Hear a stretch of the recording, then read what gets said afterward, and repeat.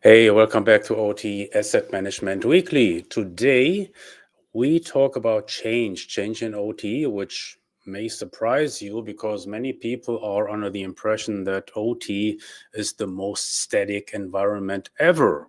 But certainly, that's an uninformed view if you just think about your vulnerability management that you have to do. Vulnerability management involves change. Because, for example, when you install patches, that's a configuration change, or when you move towards more secure architectures, that's change.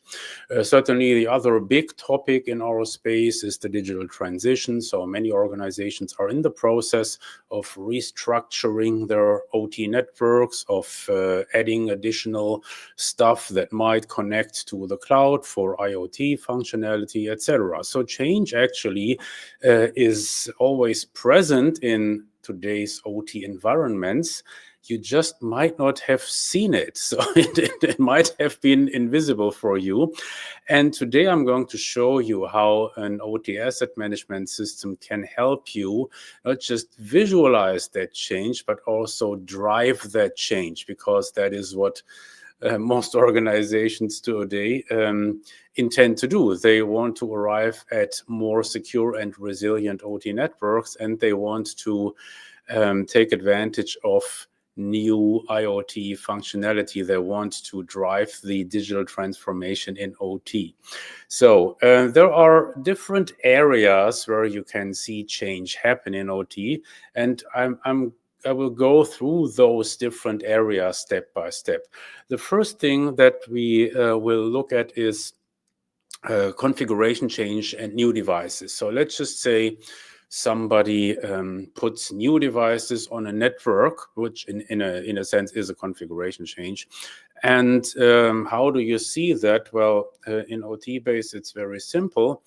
You go to this events page here where you have a couple of different event types exposed. And there you have this one event type called new devices. And if you select that event type, you will see all those devices that have been added to your OT networks, either in the last month or last week or last 24 hours. And what I see here is, okay, there was one device added to a specific network. If I want to get details, I can always do that drill down. This gets me to the device profile, so I get all the additional details on that specific device. The next change type in this whole area is change devices, meaning configuration changes. Just like a new firmware that had been installed. And why is that interesting? Well, because sometimes it happens that third parties, such as contractors, install new firmware or new ladder logic on your PLCs without necessarily telling you. And this is going to be caught and called out by OT-base in this table right here. So you would see any configuration changes within, in this case, the last month. And OT-base will expose the specific type, the details of the configuration change in that timeline. That is automatically maintained for every single device in the device profile. So there you get all the details, such as a new firmware version, when that happened, and where that happened, which device was affected. So therefore, it will be impossible to miss that particular change. And that even affects your ladder logic. So the other thing in that whole environment, in that basket of configuration change, is changed systems. That's a little bit different. So here we call out changes of devices, configuration changes of devices, as far as they are part of a given system, like a machine line. Okay, and then you would see right away these were the changes that. So this particular system here, the lab system, was manipulated in the last month. And then again, by checking out the device details, you would see which changes have been made. And certainly that is very helpful, because it will expose right away any system changes that might not have been approved. So in OT-based, you can do some integrity monitoring by approving a system configuration, which is very important, because then if any deviation occurs from that approved state, then this will be caught here. And for all these events that you see here in this table, you can also get email notifications. So there is no way that you would miss any of these configuration changes. So this is like this is where we monitor any configuration changes. Certainly, you don't want to be surprised by a configuration change. That is not how it's supposed to work. In an ideal world, you would plan the change, you would document the change. Unfortunately, this rarely happens in OT, but you can do it, you should do it. So in OT-base, in the workspace, you do have a specific change management workflow where you can, let's just add a new change case here, where you can document what is planned, what needs to be done. You can document by whom it's supposed to be done, the implementation start, the reason. And then you have this permission chain where you also see who has requested the change, who has implemented the change, who has permitted the change, for example. So you can configure OT-based in a way that a configuration change or a change case must be approved, let's just say by the supervisor or by the foreman or by whomever, and then you cannot process down the permission chain before that approval actually happened. So that is how things are supposed to go when you think about configuration change in OT. Anyhow, if you don't use that change management workflow, you will still see all the configuration changes exposed and documented, because OT-based monitors all those configurations, keeps a database on it, and therefore for every single device you get this timeline where you see all the different configuration changes exposed along with a timestamp so that you don't lose anything. The next area, the next category of change that I would like to point out is forced change. How could that be? So a configuration change usually is not forced, because we just decided to update the firmware, we decided to to patch the system. That is not really forced by external forces. Things get different when you think about product obsolescence. So your automation vendor has told you, well, we are discontinuing this particular product. And then you wonder, well, where would we have these products installed? Because the problem with obsolescence management is it comes with a business continuity risk. Because once that this particular plant component goes down because of a malfunction of that particular product, you will not be able to buy spares any longer. So therefore, that's a business continuity risk.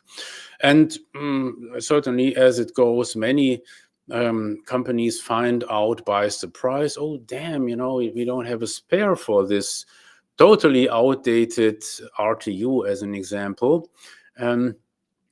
What do we do now? Please help us. What can we do? So here is how an OT asset management system can get you prepared for such a thing. Let's go to the reporting. So this is the reports page in OT-base, where you can look at different categories. You can see reports on devices, software policies, and vulnerabilities. Here we are looking at the device reports that our user has created. And one of those reports is obsolete products right here. So here you will see an account of anything that is obsolete, where you positively know, well, here we are running a business continuity risk, because I will no longer be able to buy spares for this product. And by the way, you get the same thing for software. It also calls out end-of-life operating system versions, for example. So this gives you a list of all the stuff that is affected, and usually what you're going to see here. So here somebody has just replaced a lot of obsolete products, but usually over time, if you do nothing, that graph starts to increase again, because new products become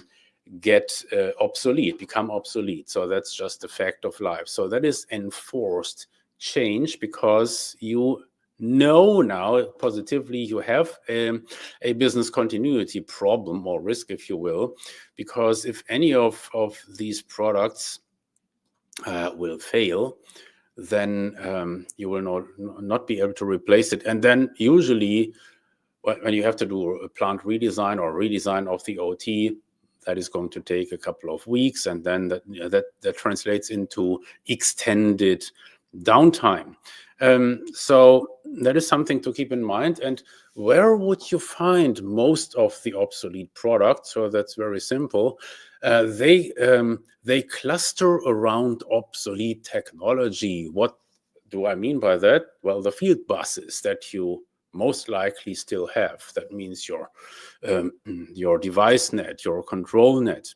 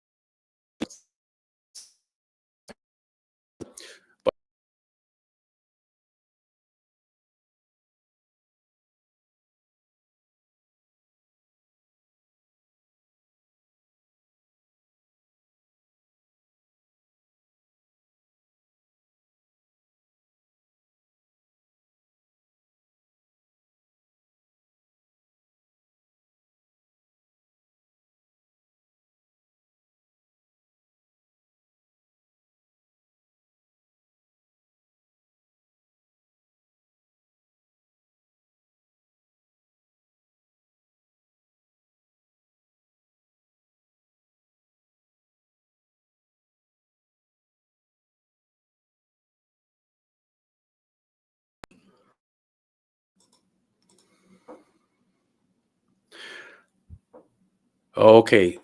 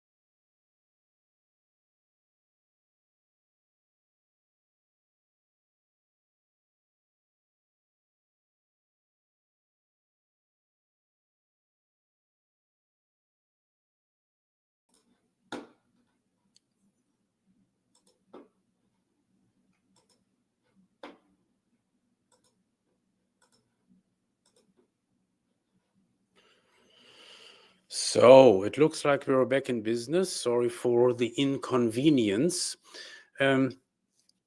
That's about obsolete devices. Where do you have those? You have those where you find your device net field buses, your control net field buses.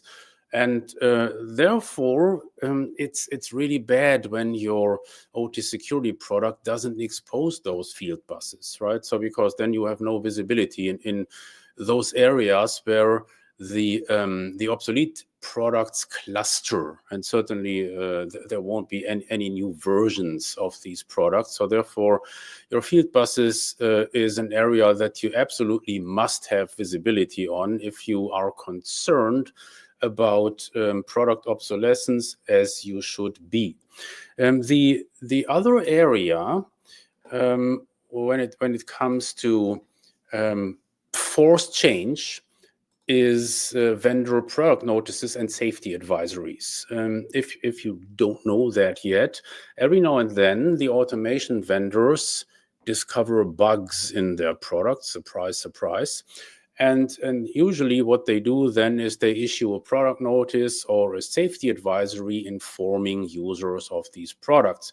Now, unfortunately, those advisories only tell you, just like you would see with the CISA advisory, there's a new vulnerability and it affects those products. And then you have to figure out where, if you have those products, and if yes, where they are. Now, OT-Base takes that burden away from you because you can very easily filter for products that are covered by a vendor product notice, such as this one from Rockwell from last year.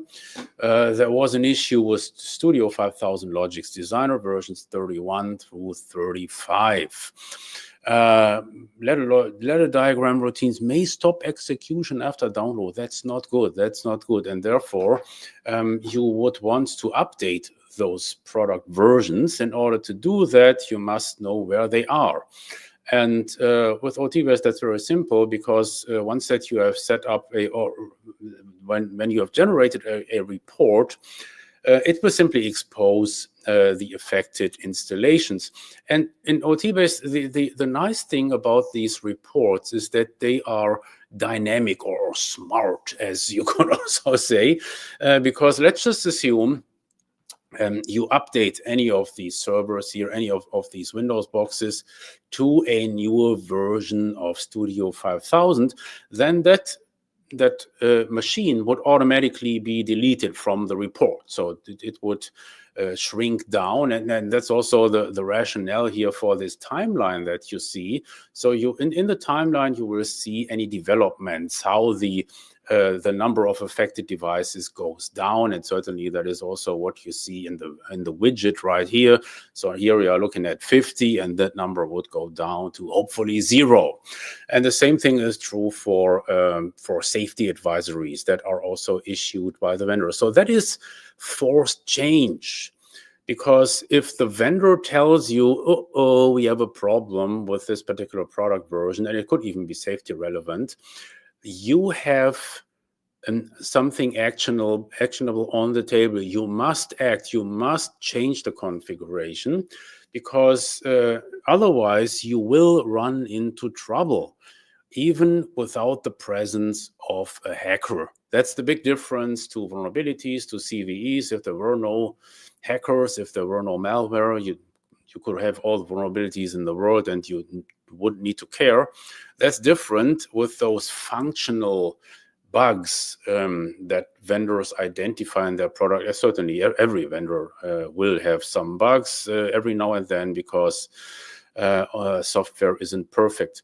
And so that is how you see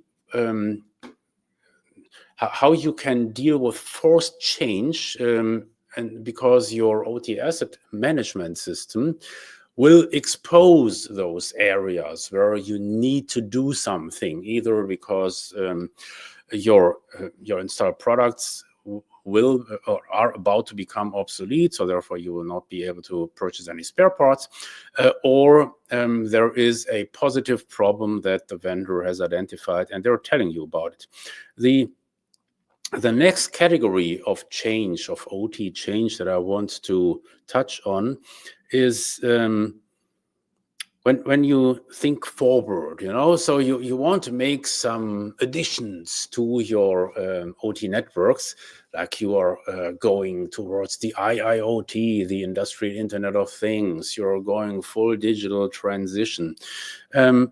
That certainly includes change, and you will incorporate new devices.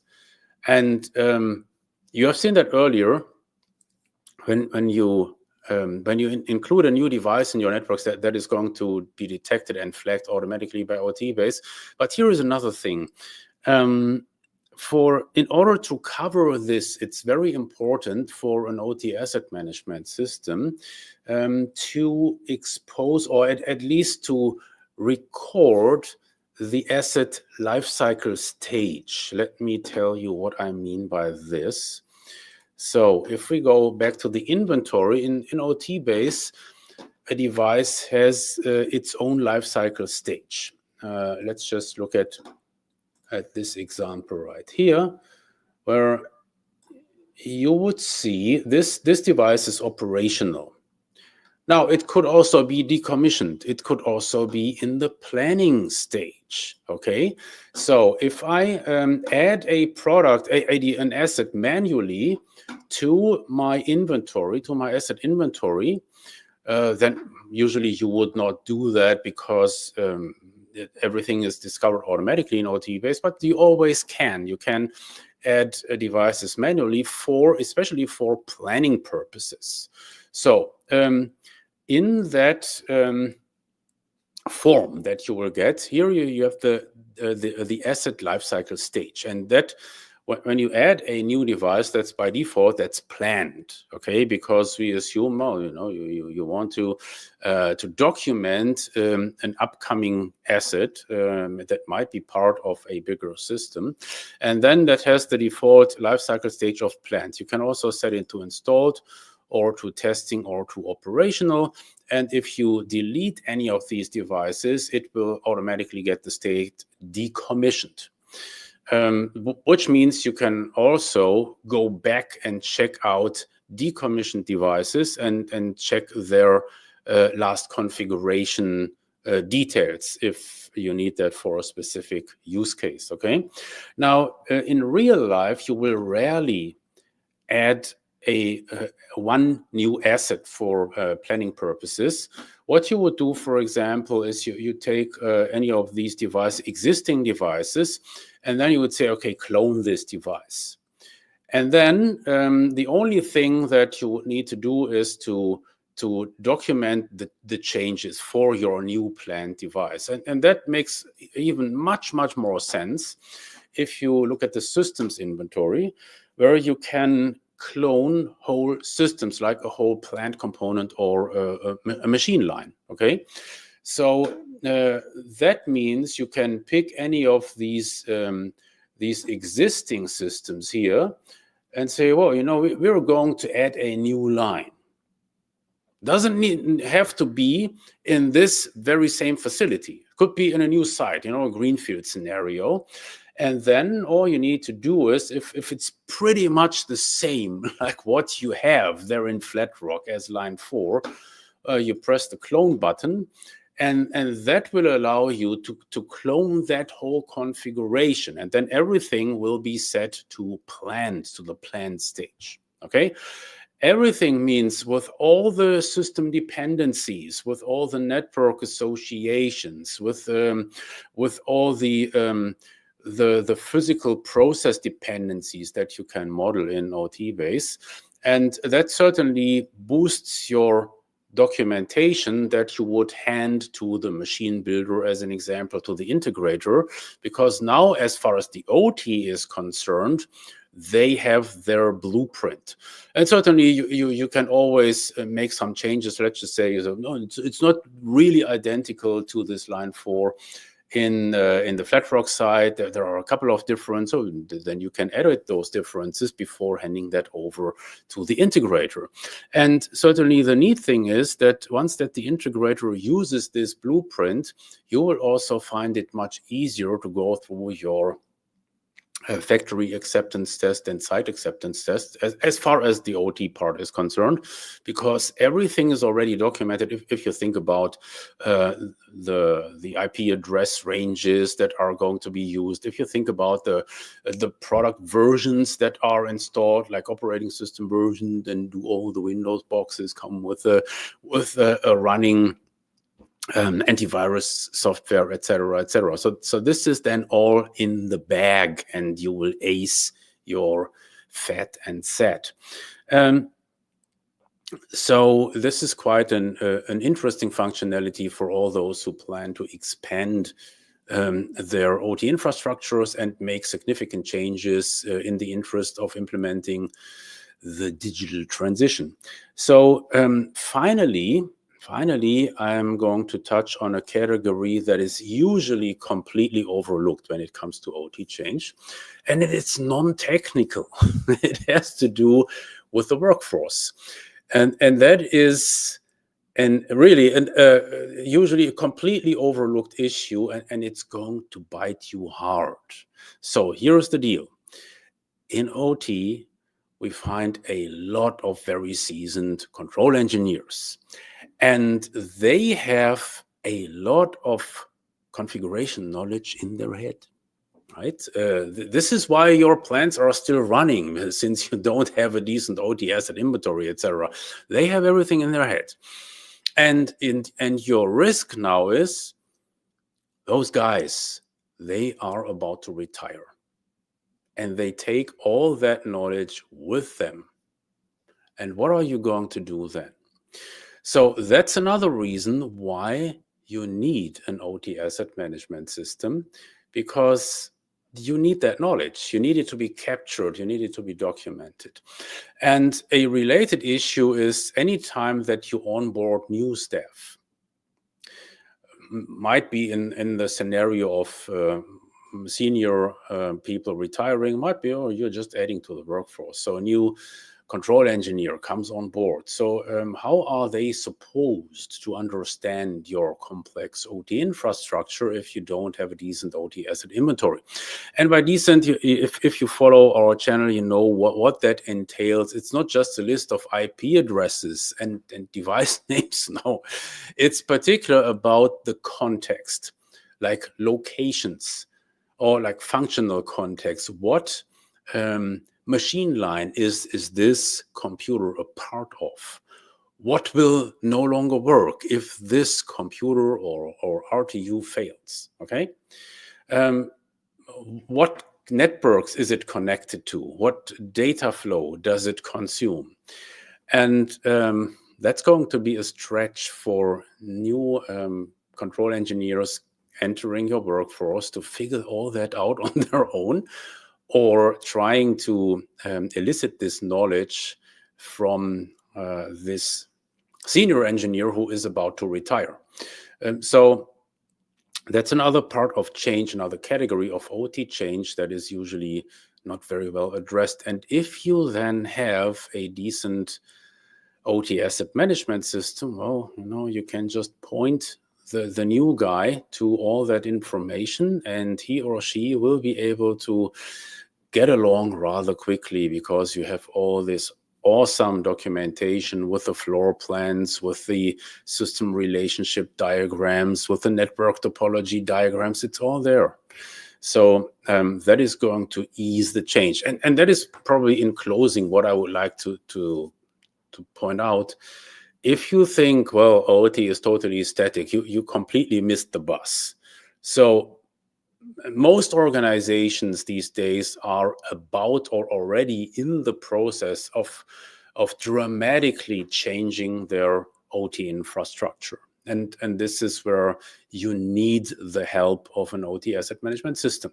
If you want to find out more how OTbase can help you in that regard, check out the other videos on our YouTube channel. And otherwise, see you next week, same time, same place. Bye.